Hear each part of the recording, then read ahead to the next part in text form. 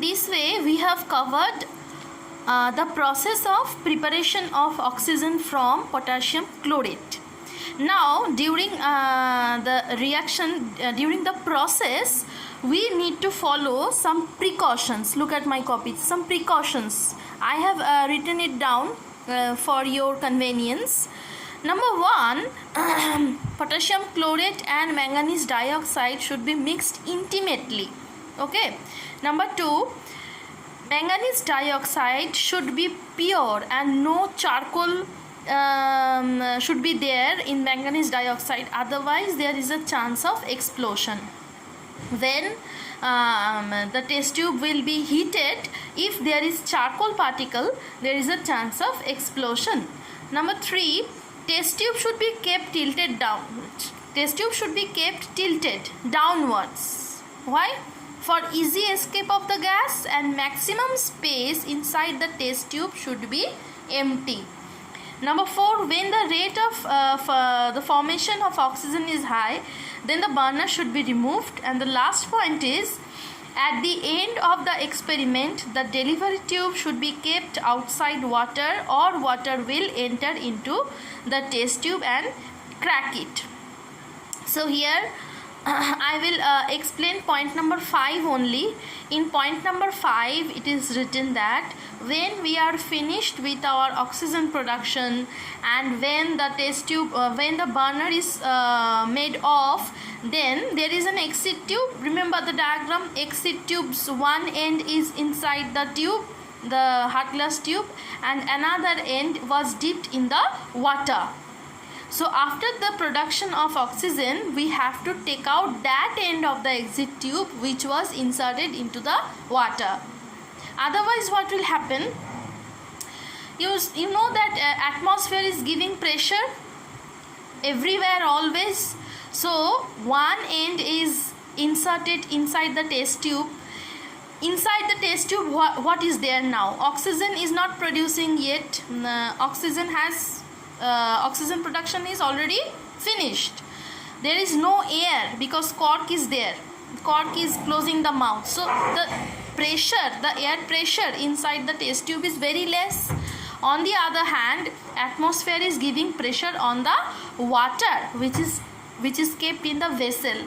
So due to that, water will start rising up, and when it will enter into the test tube, the hot test tube will crack when the cold water will come into it. Okay, so we have finished the precautions. Now I told you that how many processes we have to read.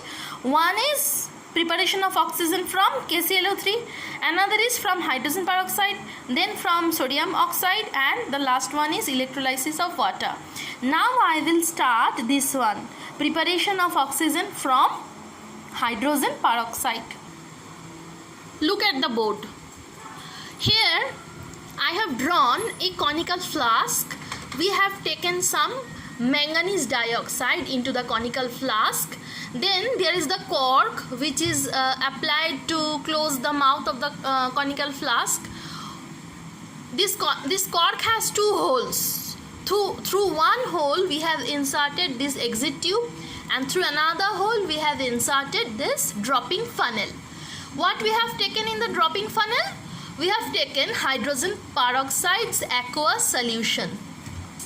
Exit tube's other end is inserted into the beehive shelf, and we have taken a gas jar filled with water, and the gas jar is put upside down on the beehive shelf, and the whole system is dipped into water. Now what will happen? Hydrogen peroxide or H2O2 can decompose at room temperature. It can decompose, and when it decomposes, what it produces? Water and oxygen. Here also, like the previous one, manganese dioxide is being used as a catalyst, because if you mix manganese dioxide, the rate of production of oxygen will increase. Okay, so here hydrogen peroxide solution we are adding to manganese dioxide drop by drop. We can control the drops by this part of the funnel, and when manganese dioxide and hydrogen peroxide are coming in contact with each other, hydrogen peroxide is decomposing into water and oxygen. So in this way oxygen is being produced in the conical flask and it is coming through the exit tube, and in the same way the oxygen is displacing water, downward displacement. The oxygen is doing downward displacement to water. So it was like this at the beginning of the process, and the more the oxygen is being produced, the more the water level is going down and oxygen is displacing it. Oxygen is taking the place of water, and the chemical reaction would be 2H2O2 is decomposing to H2O plus O2.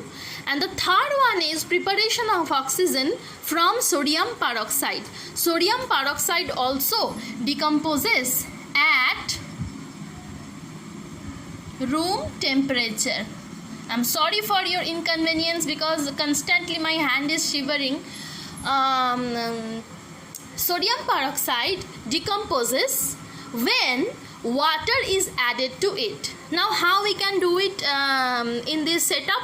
In the conical flask we have to take what? Sodium peroxide. Okay, I'm explaining this one with the help of this diagram. So now if I want to do this Na2O2 plus H2O, what I have to do? I have to take here Na2O2 sodium peroxide.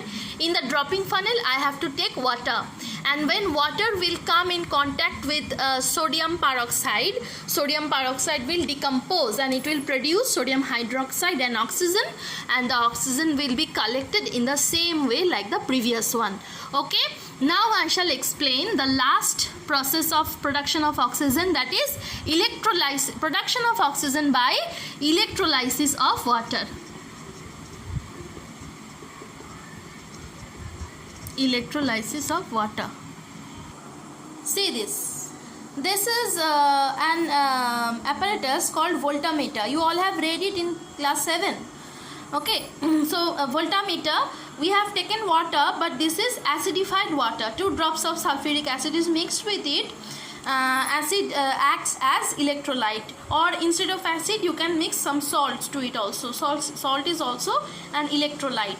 Then we have taken 2 electrodes. Electrodes must be made up of metals because metals are good conductor of electricity, and one electrode is joined with the positive, another electrode is attached with the negative charge of the battery, and